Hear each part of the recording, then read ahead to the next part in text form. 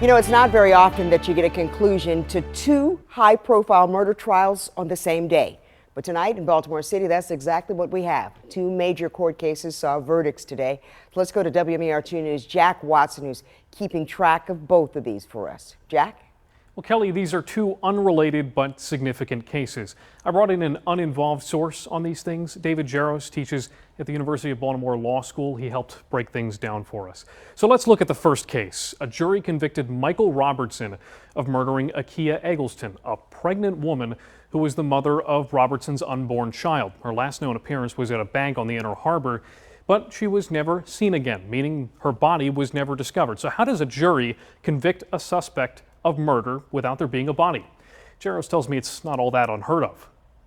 It does happen. When the prosecution doesn't have a body, of course, they still got to prove their case beyond a reasonable doubt, and it leaves it open for the defense to argue that there hasn't yet been a homicide.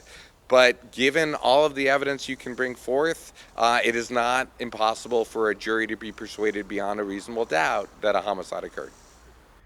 Now let's talk about that other major decision made. It's the squeegee worker convicted in the death of a 48-year-old man. Timothy Reynolds died after then 14-year-old Tavon Scott shot him.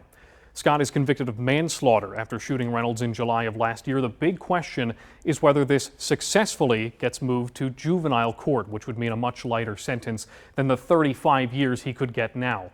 Scott's lawyers are trying to make that happen, and Jaros says it might be for the better. I think there's a lot of arguments for why this case belonged there. He was charged with first-degree murder, and that's what kept this case, what started this case up above. And ultimately, a different judge than the judge that tried the case determined that it should stay here, at least for the trial. Now that the jury has not found him guilty of either first or second-degree murder, we revisit that question about what's both in the defendant's interest, but also more broadly, what's in the public's interest. Very surprised to hear Jaros say that about that wasn't that odd of a case, the body not being found. So what happens next? Yeah, it can certainly happen, as he said, but next for both cases comes sentencing, which of course won't happen at the same time for each case. Robertson is scheduled to be sentenced on October 25th. Now for the squeegee case, it's a little less clear how that will conclude. It again depends on whether they can move that down to juvenile court. Scott was 14 at the time, but of course he's just 16 years old right now.